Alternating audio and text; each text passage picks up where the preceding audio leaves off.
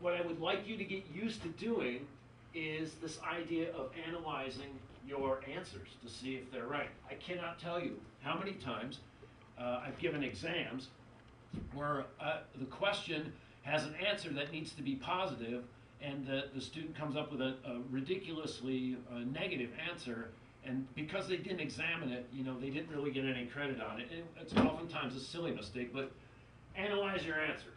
And so what's that guy saying? Well, let's think about it. If we have our unit circle here, here's 0 degrees, which is also equal to 0 radians, and for now I'll keep writing in the radians. Here's 90 degrees, which is pi over 2 radians. I wrote radians out all the way.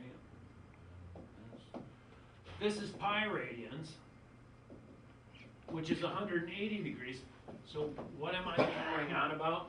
Well, 5/6 times pi, 5/6 is less than 1. So whatever this is, this should be less than 180 degrees, right?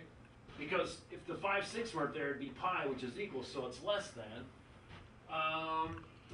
150 degrees is less than 180 degrees, but it's still close. 5/6 is close to 1, so this is reasonable.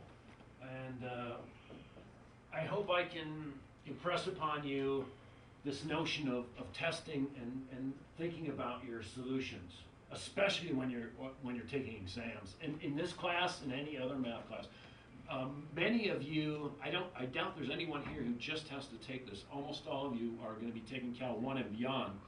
And analyzing what you're doing will give you a much deeper understanding of it. Even if you don't want it, it will give you the deep understanding you need for your A, which I hope you do want. Okay.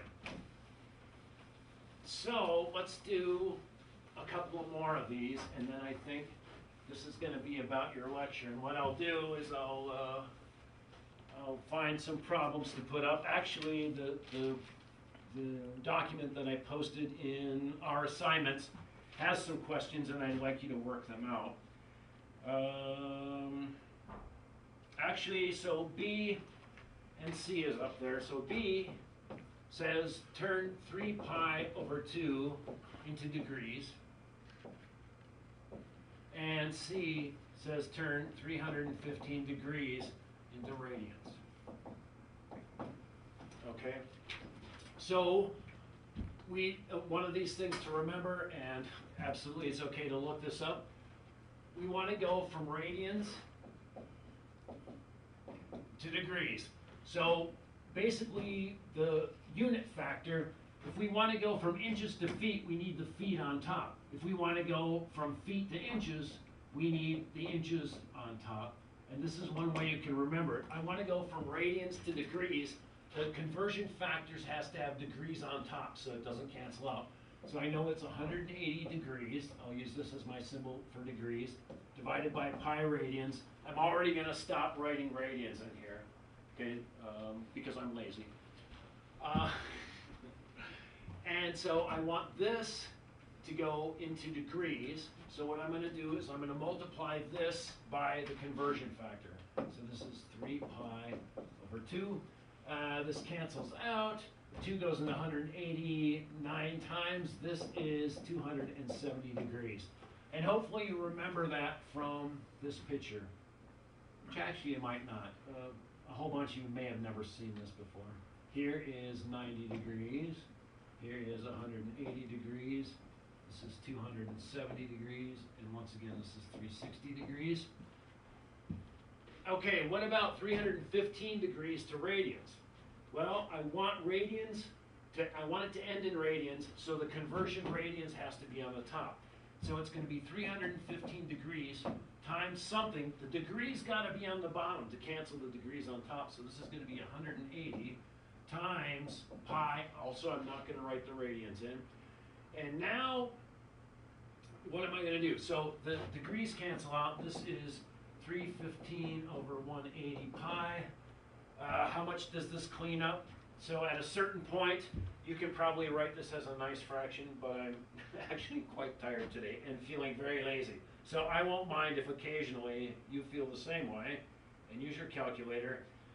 This is 1.75 pi, perfectly fine answer. 1.75 is 1 3/4 times pi. This is 7/4 pi. This would actually be the answer that you've seen written in your book. And let's take a look at this. This comes, and the reason why is these come up a lot. There are certain measures that you should know in radians and in degrees, just like the back of your hand. It will be really helpful. Things that you should know, cut these up like this. In eighths, we should know all these. 0 degrees, 45 degrees, 90 degrees, 135 degrees, 180 degrees, 225 degrees, and even I had to think about that because I don't do this every day. 270 degrees, 315 degrees, once again 360, this is 0. How does this break up into radian measure? And I can't even tell you how much it will help you if you just memorize these. This, of course, is 0 radians. This is pi over 4 radians. Notice I'm not writing radians anymore. This is pi over 2. I just went another pi over 4. I just went over another 45 degrees. So if you just add these two together, you get this is 3 pi over 4. This is pi, which is 4 pi over 4. So this must be 5 pi over 4. And right now somebody's going, what? I'm just adding by pi's over 4s. Each one of these is a 45 degree or pi over 4 addition on here. This is 7/4 pi. And of course,